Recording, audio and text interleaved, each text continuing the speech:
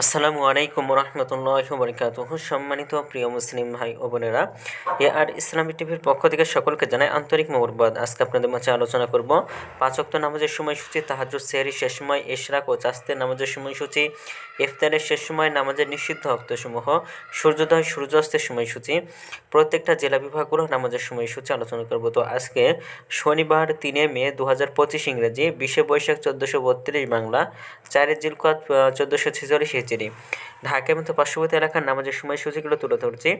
তারপরে অন্যান্য জেলা বিভাগগুলোর নামাজের সময়সূচিগুলো আপনাদের মাঝে আমরা ধীরে ধীরে আলোচনা করব। আজকে ঢাকা এবং পার্শ্ববর্তী এলাকার তাহাজ্জুদ এবং সেহরির শেষ সময় হলো 3টা 58 মিনিটে, ইফতারের সময় সন্ধ্যা 6টা 31 মিনিটে।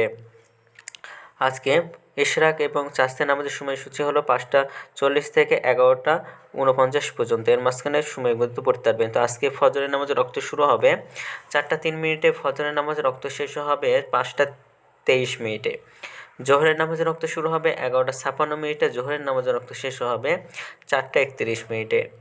আসরের নামাজের রক্ত শুরু হবে 4টা 32 মিনিটে, আসরের নামাজের রক্ত শেষ হবে 6টা 26 মিনিটে।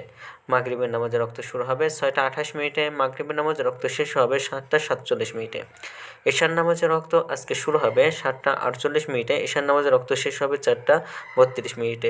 নামাজের নিষিদ্ধ ওয়াক্তসমূহ হলো 3টার সময়, সকালে 5টা 24 থেকে 5টা 39 পর্যন্ত, দুপুরে 11টা 50 থেকে 11টা 55 পর্যন্ত এবং সন্ধ্যায় 6টা 12 থেকে 6টা 57 পর্যন্ত।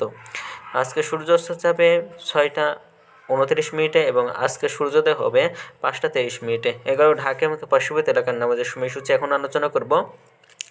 বিভাগীয় শহরের জন্য উল্লেখিত সময়ের সঙ্গে যেসব বিভাগের সময়ে আপনারা যোগ বিয়োগ করবেন তা হলো এই, অর্থাৎ বিয়োগ করবেন চট্টগ্রামে 5 মিনিট এবং সিলেটে 6 মিনিট কম করবেন।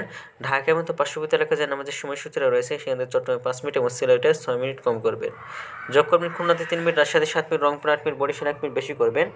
ঢাকা এবং পার্শ্ববর্তী এলাকায় যে নামাজের সময়সূচিরা রয়েছে সেখান থেকে কয়েকটি বিভাগে বেশি করবেন। তো আজকের ভিডিওটি পর্যন্ত ছিল, আর এই সূত্রগুলো আমরা নিয়েছি ইসলামী ফাউন্ডেশন থেকে। ভিডিওটি ভালো লাগলে অবশ্যই চ্যানেলটি সাবস্ক্রাইব করে পাশে থাকবেন। ধন্যবাদ সকলকে। আসসালামু আলাইকুম রহমতুল্লাহি ওয়া বারাকাতুহু।